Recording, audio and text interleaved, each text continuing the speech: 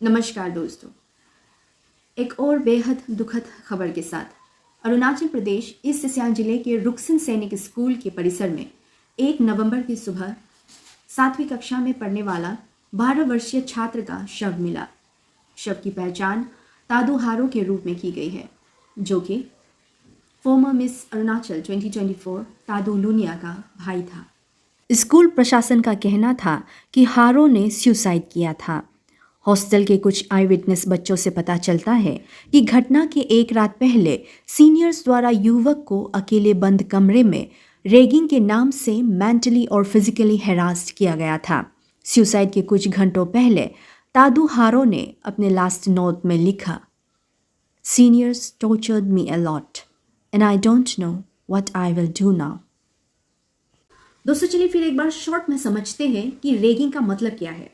Ragging का मतलब है चिढ़ाना, चाहे वो बोलकर, लिखकर या एक्शन में हो, जिससे सामने वाले को फिजिकल या साइकोलॉजिकल हार्म होता है और उसके साथ डर और शर्म पैदा करता है। दोस्तों, university grant commission UGC anti ragging helpline ने साल 2024 में रैगिंग संबंधित 1086 कंप्लेंट रिकॉर्ड दर्ज किए हैं, जो कि इन 9 सालों में अब तक का हाईएस्ट कंप्लेंट रिकॉर्ड बताया जा रहा है। और केवल 2024 के साल में ही 20 रैगिंग रिलेटेड डेथ रिपोर्ट पाए गए हैं। University grant commission UGC anti ragging helpline data के हिसाब से रैगिंग के केसेस इंजीनियरिंग, मिलिट्री और मेडिकल कॉलेजेस में ज़्यादा देखने को मिले हैं।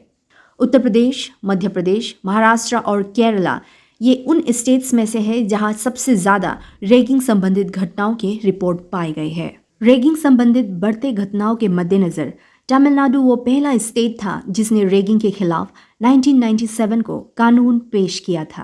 Arunachal Pradesh anti ragging act 1997 के तहत एजुकेशनल इंस्टीट्यूशंस में रैगिंग की सख्त मनाही है और इस एक्ट के तहत रैगिंग को कॉग्निजेबल ऑफेंस यानी कि सीरियस क्रिमिनल ऑफेंस माना गया है और अपराध की गंभीरता के आधार पर पनिशमेंट के प्रोविजंस है।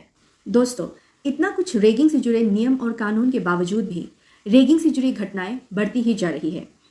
यही कारण है कि हम ये सोचने पर मजबूर है कि क्या देश प्रदेश के एजुकेशनल इंस्टीट्यूशंस में रैगिंग से जुड़े नियम सिर्फ कागजी और फॉर्मेलिटीज़ के लिए ही है। हर एक इंस्टीट्यूशंस में जो एंटी रैगिंग कमिटीज़ बनाए जाते हैं, क्या वो सच में इस मुद्दों पर यानी कि रैगिंग के मुद्दों पर काम कर रहे हैं?